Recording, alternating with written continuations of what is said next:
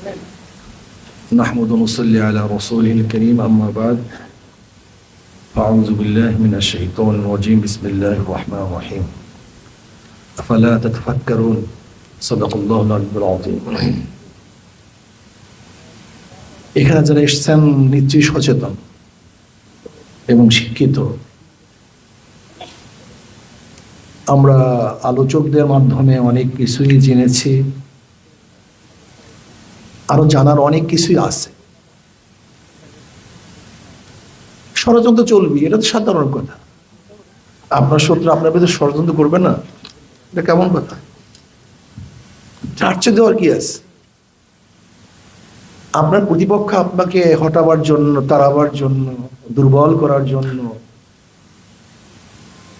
ষড়যন্ত্র করবে না? এটা তো করবেই, এটা স্বাভাবিক। অমাকারু অমাকার আল্লাহ আল্লাহ খায়রুল মাকিরিন। ওরাও ষড়যন্ত্র করবে, আপনাদেরকে পদক্ষেপ গ্রহণ করতে হবে, এটাই বাস্তবতা। কিন্তু আমাদের ধারণা কি জানেন? আমরা সবসময় ভাবি আমরা সুফি মানুষ, দরবেশ মানুষ, আলেম মানুষ, আমাদের সাথে এরকম ব্যবহার কেন করতেছে, এ বেচারে কেন খারাপ ব্যবহার করতেছে, কেন আমাকে আক্রমণ করতেছে? আক্রমণ তো করবে, এইটি তো বাস্তবতা।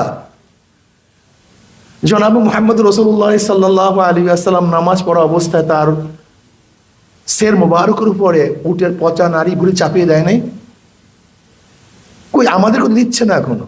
তা আমরা তো অনেক ভালো আছি এখন, আমরা তো এখন নামাজ পড়তেছি, ইমামতি করতেছি। ঈমান আনার কারণে আপনাকে আমাকে এখন হিজরত করতে হয় না, কিন্তু সাহাবায়ে কেরাম রাদিয়াল্লাহু আজমাইনদেরকে হিজরত করতে হয়েছে। এটা তো বাস্তবতা। অপমান সহ্য করতে হয়েছে। কারণ ষড়যন্ত্র চলবে, কিন্তু দেখার বিষয় আপনি কি করছেন, আপনি কতটুকু করছেন। যেমন আপনি চান সমস্ত মানুষগুলি মুসলমান হয়ে যাক, ঠিক খ্রিস্টানরাও চায় সমস্ত মানুষ খ্রিস্টান হয়ে যাক। আপনি চান সমস্ত মানুষ মুসলমান হয়ে যাক, ঈমানওয়ালা হয়ে যাক। তাহলে বৌদ্ধরা কি চায়, হিন্দুরা কি চায়? তারাও তো চায় সবাই হিন্দু হয়ে যাক। এর বাস্তবতা। আপনি চান বিজয় হওয়ার জন্য, তা আপনার শত্রু কি চায়? হটার জন্য, দুর্বল হওয়ার জন্য। সেও তো বিজয় হওয়ার জন্য চেষ্টা করবে। দেখেন, যুদ্ধ চলতে থাকবে, সম্মুখ যুদ্ধ, ফিকরি যুদ্ধ। এখন আমাদের মাঝে সবচেয়ে বেশি যুদ্ধ কাজ করতে গজওয়ায়ে ফিকরি, চিন্তা যুদ্ধ। সম্মুখ যুদ্ধের চেয়ে আমাদেরকে হটাবার সবচেয়ে বড় পদ্ধতি হলো গজওয়ায়ে ফিকরি। যখনই গজওয়ায়ে ফিকরি শুরু হয়েছে তখনই আমরা পিছু হটতে বাধ্য হয়েছে। দেখেন, জঙ্গে জামাল গজওয়ায়ে ফিকরি, জঙ্গে সিফফিন গজওয়ায়ে ফিকরি ছিল। ইস্ট ইন্ডিয়া গজওয়ায়ে ফিকরির মাধ্যমে। আজকে বাংলাদেশের এনজিওগুলি এদেশে সাহায্য করার জন্য এসছে। যদি সাহায্য করার জন্য আসে, তাহলে দেখেন বাংলাদেশে যে বড় বড় এনজিওগুলি সবচেয়ে বড় বড় ব্যবসায়ী। ব্র্যাক একটা এনজিও, এখন বড় ব্যবসায়ী প্রতিষ্ঠান। গ্রামীণ এক এনজিও, অথচ এখন সবচেয়ে বড় ব্যবসায়ী প্রতিষ্ঠান। এরা কি ব্যবসা করে, এরা কি খেদমত করে? একদিন চিন্তা করছেন? এরা টাকা দিয়ে সাহায্য করার জন্য আসেনি, এরা টাকা দিয়ে বাংলাদেশে বহুত ঈমান পাওয়া যায়, সেই ঈমানকে ক্রয় করার জন্য আসছে। ঈমানকে ক্রয় করার জন্য আসছে। পাওয়ার, ব্যাটারির কোনো দাম নাই, তার মধ্যে যে পাওয়ার আছে সে পাওয়ারের দাম। যদি পাওয়ার না থাকে তাহলে ব্যাটারির এই বড় একটা বডির কোনো দাম নেই। এটা বোঝা। যদি ভিতরে চার্জ না থাকে তাহলে ব্যাটারিটা বোঝা হয়ে যায়। ঠিক এই মানুষের মধ্যে, মুসলমানদের মধ্যে ঈমানি পাওয়ার না থাকলে এটাও জাতির জন্য, দেশের জন্য বোঝা হয়ে যায়। ওরা ঈমানকে ক্রয় করার জন্য আসছে। হাজার হাজার কোটি কোটি মিলিয়ন ডলার ব্যয় করতেছে। কোথায় মুসলমানদের ঈমান আছে সেই ঈমানকে ক্রয় করে। আজকে এনজিওরা বিভিন্ন কৌশলে, বিভিন্ন পদ্ধতিতে তারা সরকারের উপর প্রভাব বিস্তার করে শিক্ষা অঙ্গনে ঢুকছে, অপসংস্কৃতি চালু করছে। কিন্তু আমি প্রশ্ন করতে চাই, আমাদের দেশে ওলামায়ে কেরাম কি চিন্তা করছেন? আজকে শুধু খ্রিস্টান খ্রিস্টান, কয়জন খ্রিস্টান হয়েছে, কয়জন খ্রিস্টান হচ্ছে?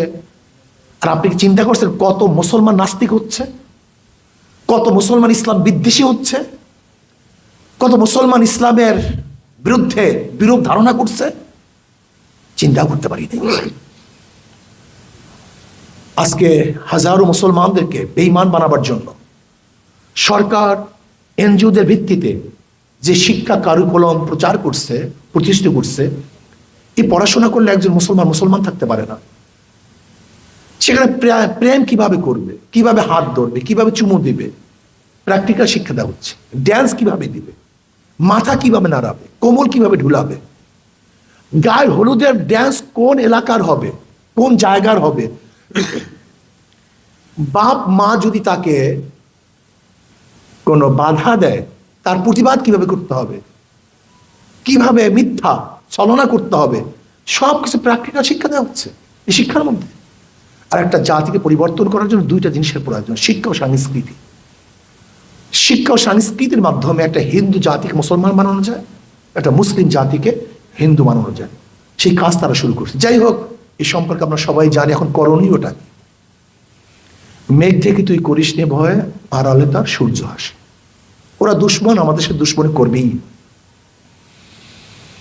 আমাদেরকে কাজ করতে হবে, ইমানকে মজবুত করতে হবে, আমলকে মজবুত করতে হবে। ঐক্য দরকার, খুবই ঐক্য দরকার, ঐক্যের বিকল্প নেই।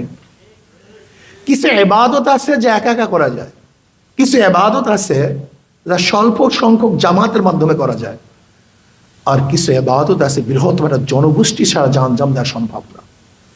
যেরকম আপনি রোজা রাখবেন, একাই যথেষ্ট। আপনি জামাতে নামাজ পড়বেন, কিছু মানুষই যথেষ্ট। কিন্তু ইসলামের দুশ্মনদেরকে হটিয়ে ইসলামকে বিজয় করবেন না একা সম্ভব, না স্বল্প সংখ্যক গোষ্ঠীর দ্বারা সম্ভব। এইটার জন্য বৃহত্তম একটা গোষ্ঠীর প্রয়োজন। এটা একা দ্বারা সম্ভব না, কোন এক ছোট্ট গোষ্ঠীর দ্বারা সম্ভব না। এর জন্য বাংলাদেশের যতগুলি মুসলমান আছেন, মোমেন আছেন, কোন এক জায়গায় আমরা ঐক্য হতে হবে। কোন এক জায়গায়, যেমন এনজিওদের বিরুদ্ধে আমরা সবাই জবান খুলি, প্রত্যেক মেম্বার থেকে আওয়াজ তুলি, প্রত্যেক বক্তা আওয়াজ তুলি, যে যেখানে যার সাথে কথা বলি, এনজিওর ব্যাপারে সচেতনতা সৃষ্টি করি। এখানে তো আমরা ঐক্য হতে পারি, এই ব্যাপারে তো সবাই এক হতে পারি যে আজকের থেকে আমাদের টার্গেট এনজিওদের অপতৎপরতার বিরুদ্ধে মানুষদের সচেতন করা। এই কাজটা শুরু করি। যারা আহলুস সুন্নাত ওয়াল জামাতের আকীদা আসি, আমলের মধ্যে ডিফারেন্স থাকলেও যারা আহলুস সুন্নাত ওয়াল জামাতের আকীদা আসি, এদের বিরুদ্ধে উলঙ্গ সমালোচনা না করা, এই ব্যাপারে আমরা ঐক্য হই। যদি আমরা প্রত্যেককে হটা দেওয়ার চেষ্টা করি, তাহলে নেতৃত্ব দেবে কে?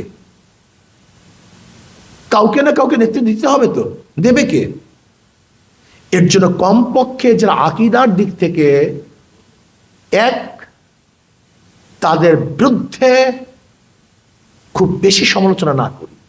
হ্যাঁ, সমালোচনা করব তাকে সংশোধন করার জন্য, তাকে ইসলাহ করার জন্য, তাকে হটাবার জন্য নয়।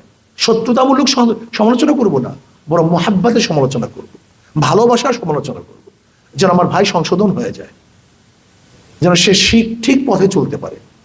যদি আমরা এই ব্যাপারে ঐক্য হতে পারি, তাহলে ইনশাল্লাহ বৃহত্তর শক্তি আমরা সঞ্চয় করতে পারবো, ওদের মোকাবেলা করতে পারবো।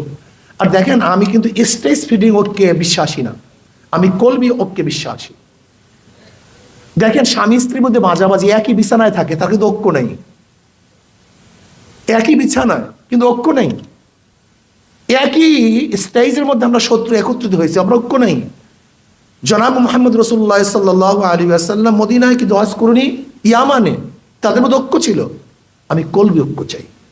যে যেখানে আসি না কেন, আদর্শের দিক থেকে এক, নীতির দিক থেকে এক, ইসলামের দুশ্মনদেরকে দুনিয়ার থেকে উৎখাত করার ব্যাপারে আমরা সবাই এক, ইসলামকে প্রতিষ্ঠিত করার ব্যাপারে আমরা সবাই এক। যে যেখানে আসি না কেন, এক জায়গায় থাকতে হবে, এক জায়গায় আসতে হবে, এক জায়গায় কাজ করতে হবে। সম্ভব না, কঠিন। বরং আমরা প্রত্যেক মেম্বার, বাংলাদেশের যতগুলি মেম্বার আছে, মসজিদের মেম্বার, এনজিওদের ব্যাপারে আমরা সবাই এক। এদের ইসলাম হুকুমত কায়েম করার ব্যাপারে আমরা সবাই এক। ইসলামের দুশ্মনদের বিরুদ্ধে আমরা সবাই এক। বর্তমান সিলেবাসের বিরুদ্ধে কথা বলার ব্যাপারে আমরা সবাই এক। এইগুলি তো ঐক্য হতে পারি, এখানে তো স্টেজের দরকার নেই। আমরা দেখব আজকে খ্রিস্টান রাষ্ট্র কায়েম করা, যে ষড়যন্ত্র চলতেছে এর বিরুদ্ধে আমরা সবাই এক। আজকে আলাদা ভূখণ্ড করার জন্য যে চক্রান্ত চলতেছে এর ব্যাপারে আমরা সবাই এক। এরা ঐক্য হতে পারি যদি আমরা এইভাবে ঐক্য হয়ে যাই, সচেতন হই, ইনশাআল্লাহ আশা করি যে ষড়যন্ত্র এবং চক্রান্ত চলতেছে ওরা বাস্তবায়ন করতে পারবে না। বরং আমি দেখতেছি বাংলাদেশে আজকেও কালকেও ইসলামী হুকুমত হবেই হবে ইনশাআল্লাহ, হবেই হবে ইনশাআল্লাহ, কোনো সন্দেহ নেই। কিন্তু আমাদেরকে সচেতন হতে হবে, ফিকিরের সাথে চিন্তার সাথে কাজ করতে হবে, আবেগের সাথে বিবেকের প্রয়োজন হবে। শুধু আবেগ না, শুধু বিবেক না, আবেগও দরকার, বিবেকও দরকার। এই দুই দেশের সমন্বয় যখন কাজ করব তো ইনশাআল্লাহ আমরা সাকসেস হব। আল্লাহ আমাদের সবাইকে এক ও ন্যাক হয়ে কাজ করার তৌফিক দান করেন। ইনশাআল্লাহ আমরা সবাই কমপক্ষে আপুসের মোহাম্মত আল মুমিনু কারুজুন ওয়াহিদ, ইনশতাকা আইনু ইশতাকা কুল্লু ওয়া ইনশতাকা রাসু ইশতাকা কুল্লু। আল্লাহ আমাদের সবাইকে হাদিসের আমল করার তৌফিক দান করেন। ওয়া মা আলাইনা ইল্লাল বালাগ। আসসালামু আলাইকুম ওয়া রাহমাতুল্লাহি ওয়া বারাকাতুহু।